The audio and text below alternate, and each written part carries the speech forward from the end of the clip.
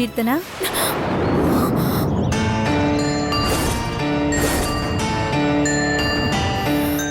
கீர்த்தனா, உடம்புக்கு என்னம்மா? அதெல்லாம் ஒன்றும் இல்லத்த, நான் நல்லா தான் இருக்கேன். இல்ல, நீ பொய் சொல்ற. நானும் உன்னை கவனிச்சுக்கிட்டு தான் இருக்கேன். கொஞ்ச நாளாவே நீ சரியா சாப்பிடுறது இல்ல, சரியா தூங்குறது இல்ல, அடிக்கடி சோர்வா உட்கார்ந்துக்கிற. எதுவா இருந்தாலும் இந்த அத்தை கிட்ட உண்மையை சொல்லுமா, எதையும் மறைக்காம சொல்லுமா. அத்தை, நீங்க நினைக்கிற மாதிரிலாம் எனக்கு எதுவுமே இல்லை. நான் நல்லா தானே இருக்கேன். கீர்த்தனா, உடம்பு சரியில்லையா என்ன? இந்த பார், உடம்பு சரியில்லைன்னா உடனடியாக டாக்டரை போய் பார்த்து என்ன ஏதுன்னு கேட்டு ட்ரீட்மெண்ட் எடுத்துக்கணும். பேசாமல் விட்டுட்டு நாளைக்கு அது பெருசாகிடுச்சுன்னா அந்த பிரச்சனையெல்லாம் தாங்கிட்டு இருக்க முடியாது. உடனே புறப்படு, போய் ஆஸ்பத்திரி போய் டாக்டரை பார்த்து என்ன ஏதுன்னு கேட்டு வந்துடுவோம். ஹாஸ்பிட்டல் போனா இவங்களுக்கு உண்மை தெரிஞ்சிருமே. ஹாஸ்பிட்டலுக்கெல்லாம் வேண்டாம் மாமா. உண்மையிலேயே என் உடம்பு நல்லா தான் இருக்கு. நான் நல்லா தான் இருக்கேன். பார்மா கீர்த்தனா, சொன்னா கேளு. பிரியா எங்களை நம்பி தான் உன்னை இங்கே விட்டுட்டு போயிருக்கா. உனக்கு ஏதாவது ஒன்றுனா நாங்கள் தானே உன்னை கவனிக்கணும், அதுக்கு பதில் சொல்லணும். முதல்ல போய் டாக்டரை பார்த்து வந்துடுவோம் வா. ஐயோ மாமா, நான் நல்லா தான் இருக்கேன். கொஞ்சம் ரெஸ்ட் எடுத்தா சரியாயிடும். நான் போய் ரெஸ்ட் எடுக்கிறேன். என்ன இந்த பொண்ணு? இல்லங்க, அவ உடம்புக்குள்ள ஏதோ ஒரு பிரச்சனை இருக்கு. நாமளும் கண்டுக்காம விட்டுட்டா அப்புறம் பெரிய பிரச்சனை ஆயிடும். நீங்க முதல்ல பிரியாவுக்கு போன் போடுங்களேன்.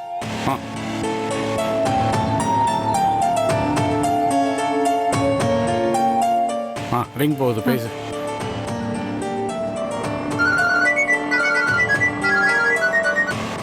ஹலோ ஹலோ பிரியா, நான் அத்தை பேசுறேம்மா. சொல்லுங்க அத்தை. நீ உடனே கிளம்பி வீட்டுக்கு வர முடியுமா? என்ன அத்தை, என்ன பிரச்சனை? இங்க கீர்த்தனா வாந்தி எடுக்கிறாமா, ரொம்ப பயமா இருக்கு. உடம்புக்கு ஏதோ பிரச்சனை போல இருக்குமா. எவ்வளவு கேட்டாலும் எதுவும் சொல்ல மாட்டேங்கிறா. ஹாஸ்பிட்டலுக்கு கூப்பிட்டாலும் வர மாட்டேங்கிறா. அதாம்மா நான் உனக்கு ஃபோன் பண்ணேன். அத்தை, நீங்க ஒன்றும் கவலைப்படாதீங்க. நான் இப்பவே வீட்டுக்கு வந்துடுறேன். சரிம்மா. அண்ணா, வலசரவாக்கம் லக்ஷ்மி நகருக்கு போங்களேன். சரி, முதல்ல உள்ள போய் அவளுக்கு ஏதாவது தண்ணி எண்ணி கொடு, என்ன ஏதுன்னு பாரு. பக்கத்துல இருந்து கவனிப்போ.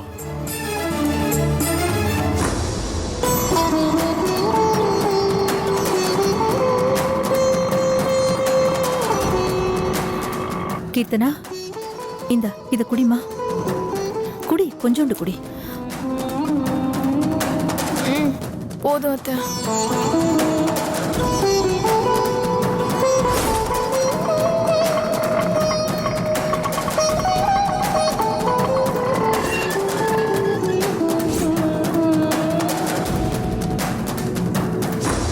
கீர்த்தனா,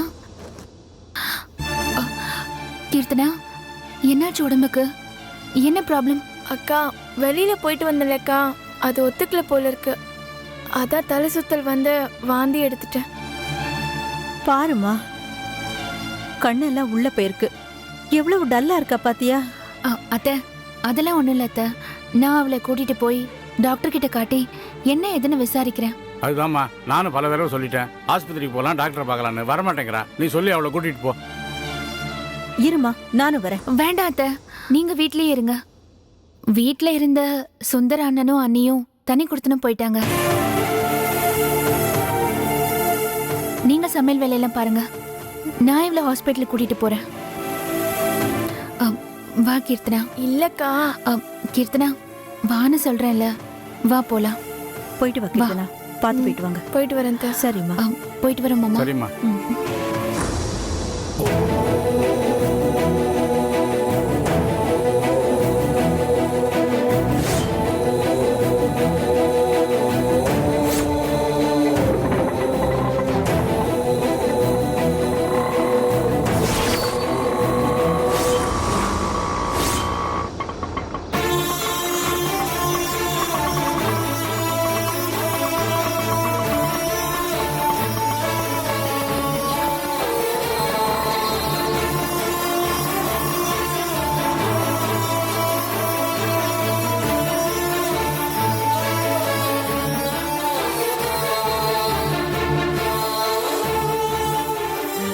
வா கீர்த்தனா, வா பிரியா.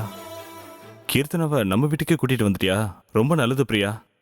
கீர்த்தனா, நீ கவலைப்படாத, நாங்க இருக்கோம்.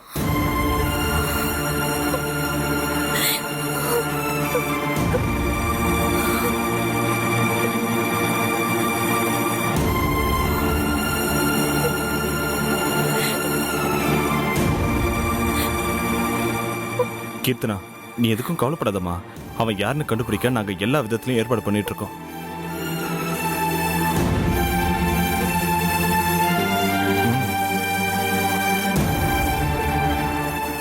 கீர்த்தனா, வந்து உட்காருமா.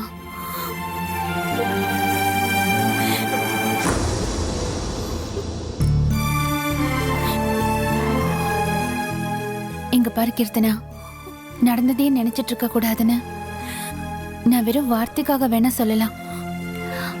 ஆனா உன் மனசு படுற வேதனை எனக்கு நல்லாவே தெரியும்.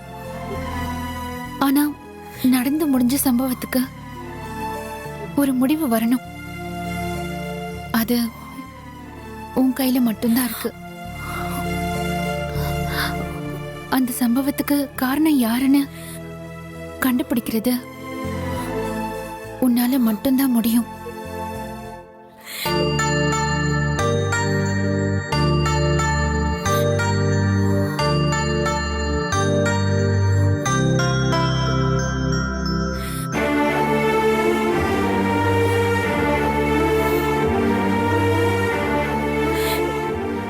உன்னை பத்தி எனக்கு நல்லாவே தெரியும்.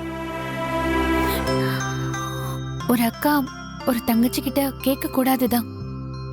ஆனா சூழ்நிலை அப்படி இருக்கு. இந்த 3 மாசத்துல நீ எங்கெல்லாம் போன, யார் யார் கூட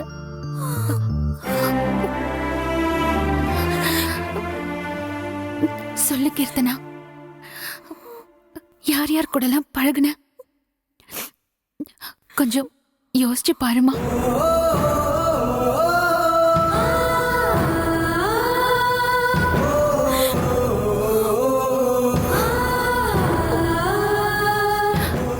தப்பு சொல்லல, திரும்பவும் சொல்றேன்.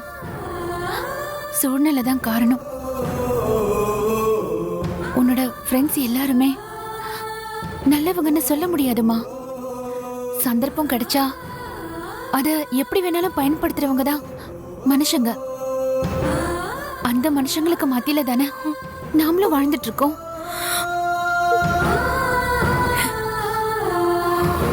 உன்னோட ஃப்ரெண்ட்ஸுங்கள்ல உனக்கு யார் மேலேயாவது சந்தேகம் இருக்கா?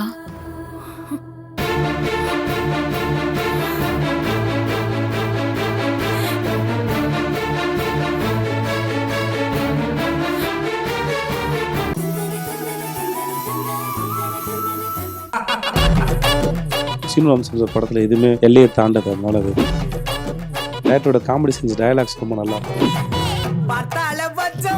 ரொம்ப கான்ஃபிடென்ட்டாகவும் நிம்மதியாகவும் இந்த படம் பண்ணாச்சு. தர்மதுரையோட சாங்ஸ் ட்ரெய்லர் பார்க்குறதுக்கும் சரி, எனி ஃபியூச்சர் அப்டேட்ஸாக இருக்கட்டும், டன் மியூசிக்கை சப்ஸ்கிரைப் பண்ணுங்க.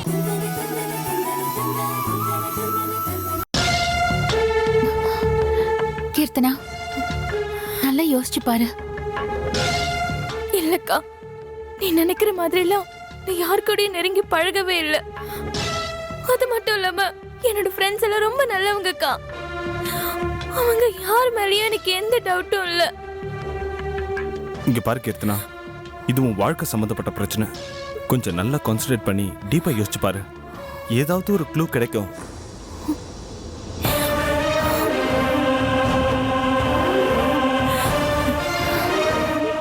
ஏன் கீர்த்தனா, ஏதாவது ஒரு சந்தர்ப்பத்துல ஏதாவது ஒரு பிரச்சனைக்காக யார் வீட்லயாவது நைட்டு நீ ஸ்டே பண்ணிருக்கியா? நல்லா யோசிச்சு பாரு. ஐயோ அக்கா, நான் இது வரைக்கும் என் ஃப்ரெண்ட்ஸுங்க யார் வீட்லயும் நைட் தங்குனதே இல்ல. குரூப் ஸ்டடீஸ் கூட நான் போய் தங்குனது இல்லக்கா.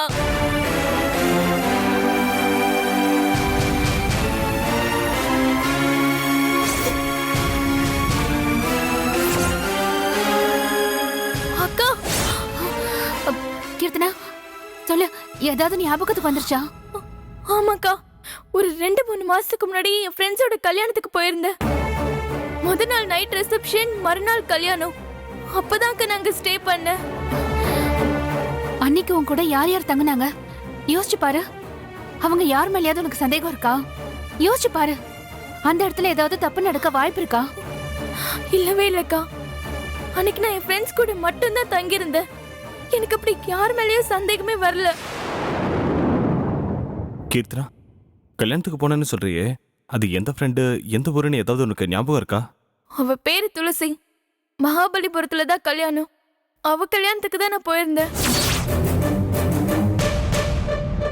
ஏன் பிரியா, இந்த 3 மாசத்துல இவ ஃப்ரெண்டு கல்யாணத்துக்கு மட்டும்தான் போய் அங்க மட்டும்தான் நைட்டு தங்கியிருக்கா. ஆனா அங்கேயும் தப்பு நடக்க வாய்ப்பு இல்லைன்னு சொல்றா. எனக்கு ஒரே குழப்பமா இருக்கே. இல்லைங்க, நான் தெளிவாதான் இருக்கேன். ஆமாங்க, இவ போன இடத்துல கண்டிப்பா தப்பு நடக்க வாய்ப்பே இல்லை. வேற எங்கேயோ தான் தப்பு நடந்திருக்கு.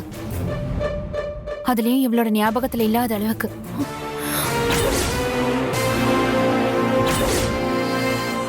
அது யாரு, எப்படி தப்பு நடந்ததுன்னு நான் கண்டுபிடிக்கிறேன்.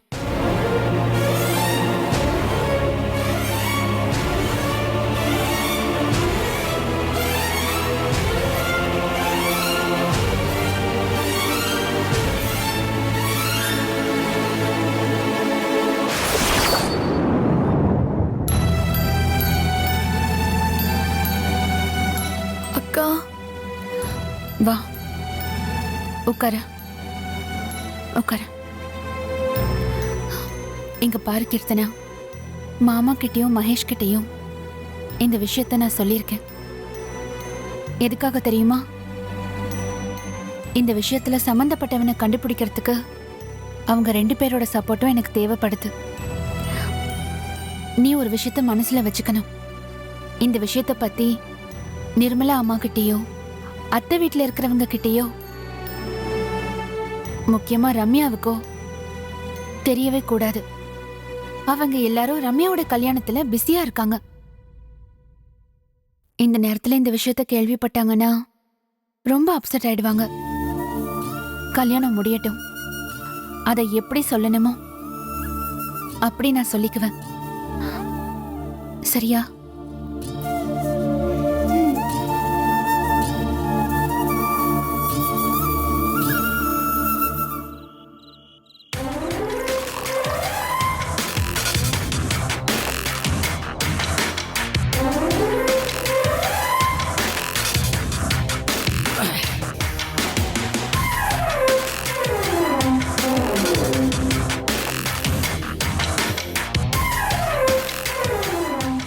என்ன முதலாளி, ரொம்ப டென்ஷனா தண்ணி அடிச்சுக்கிட்டு இருக்கீங்க?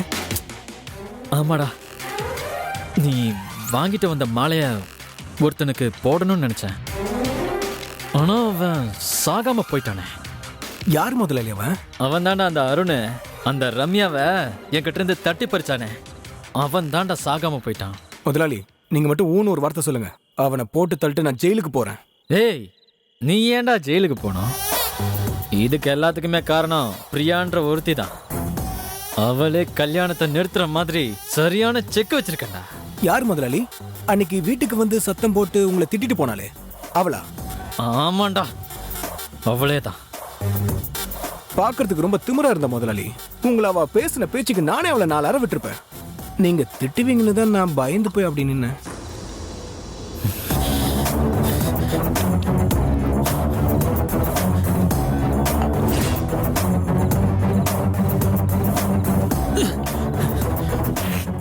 ஏன் முதலாளி, கல்யாணத்துல ஏதோ செக் வச்சிருக்கேன்னு சொன்னீங்களே, அது ஒர்க் அவுட் ஆகுமா?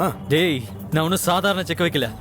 அவளோட தங்கச்சியே செக்கா வச்சிருக்க. முதலாளி, அவ தங்கச்சி எப்படி செக் வைக்க முடியும்? என் ஃப்ரெண்ட் ஒருத்தன், அவன் மூலமா தான் அவ தங்கச்சியோட ரகசியத்தையே கண்டுபிடிச்சேன். ஏய், நல்ல வேலை ஞாபகப்படுத்தின. எனக்கு எவ்வளோ பெரிய ரகசியத்தை சொல்லியிருக்கான். நான் ஒரு தேங்க்ஸ் கூட சொல்லலை. இரு, முதல்ல அவனுக்கு ஒரு தேங்க்ஸ் சொல்லணும்.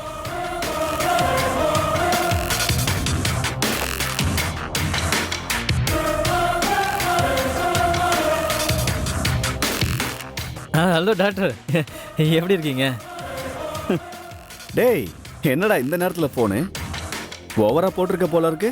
ஏய் ஆமாடா. நீ அன்னைக்கு கீர்த்தனா கர்ப்பம்னு சொன்னதை வச்சுதான் நான் இன்னைக்கு கேம் விளையாடிட்டு இருக்கேன். டேய், உனக்கும் ரம்யாவுக்கும் சீக்கிரம் கல்யாணம் நடக்கணும் தாண்டா. எனக்கு தெரிஞ்ச உண்மையை நான் உனக்கு சொன்னேன். ஓ ரொம்ப தேங்க்ஸ்ப்பா.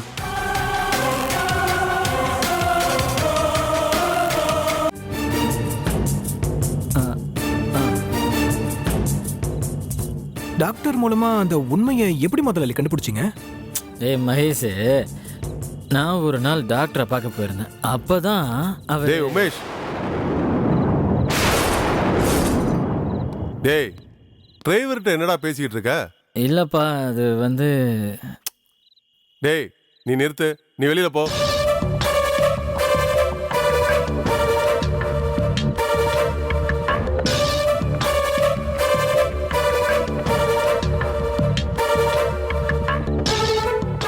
ச்சே, உண்மையை சொல்லும் போது நந்தி மாதிரி அவன் அப்பா வந்து கெடுத்துட்டான். டேய் டிரைவரை கூட்டி வச்சு நம்ம போடுற பிளான் எல்லாம் சொல்லிட்டு இருக்கியா? இல்லப்பா அவன் ரொம்ப நல்லவன், எனக்காக கொலையே செய்வேன்னு சொல்றான். டேய் உனக்கு போதை ஜாஸ்தியாச்சு, அப்பா, வா வந்து அப்பா, படு. இல்லப்பா. வாடா.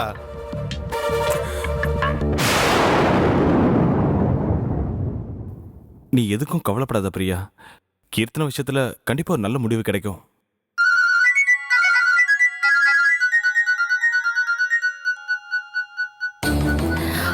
மகேஷ் அண்ணா தான் கால் பண்றாரு. ஏதோ தகவல் கிடைச்சிருக்கோம், என்னன்னு கேளு. அண்ணா சொல்லுங்க அண்ணா. ஏதாவது தெரிஞ்சுதானே? ஆமாம்மா, ஒரு உண்மை தெரிஞ்சிருக்கு. உமேஷ் கிட்ட கீர்த்தனா கர்ப்பங்கிறத அவன் ஃப்ரெண்டு தான் சொல்லியிருக்கான். யாருன்னு அந்த ஃப்ரெண்டு? அவன் ஒரு டாக்டர்மா. டாக்டரா? அந்த டாக்டருக்கு எப்படி கீர்த்தனா பத்தி தெரிஞ்சது? அந்த உண்மையை தான் அவன் வாயிலே சொல்ல வைக்க நான் ட்ரை பண்ணேன். அவன் உஷாராகி சொல்லாம விட்டுட்டானா? இல்லம்மா, அவன் போதையில எல்லா உண்மையும் சொல்ல தான் வந்தான். அதுக்குள்ள அவங்க அப்பா வந்து டிரைவர் கூட என்ன பேச்சுன்னு என்ன விரட்டி விட்டுட்டான். நல்ல சந்தர்ப்பம். இப்படி கை நழுவி போயிடுச்சு. இப்ப என்னென்ன பண்றது? அதாம்மா எனக்கும் ஒன்றும் புரியல. அண்ணா, அவன்கிட்ட கடைசியா பேசினால அந்த டாக்டர், அவன் ஃபோன் நம்பர் எப்படியாவது எடுக்க முடியுமாண்ணா? நீ ஒன்றும் கவலைப்படாதம்மா, அவன் நல்ல போதையில் தான் தூங்குறான். என்னையும் ஹாலில் தான் படுக்க சொல்லியிருக்கான். எப்படியாவது அந்த நம்பரை எடுத்துறேன். எப்படியாவது நம்பரை எடுத்துருங்கண்ணே. அந்த நம்பர் கிடைச்சாதான் அந்த டாக்டருக்கு இந்த விஷயம் எப்படி தெரிஞ்சுது, இதுக்கு காரணமானவன் யாருங்கிற எல்லா விஷயத்தையும் நம்ம கண்டுபிடிக்க முடியும். நீ ஒன்றும் கவலைப்படாதம்மா, தைரியமா இரு. நான் நம்பரோட வரேன்.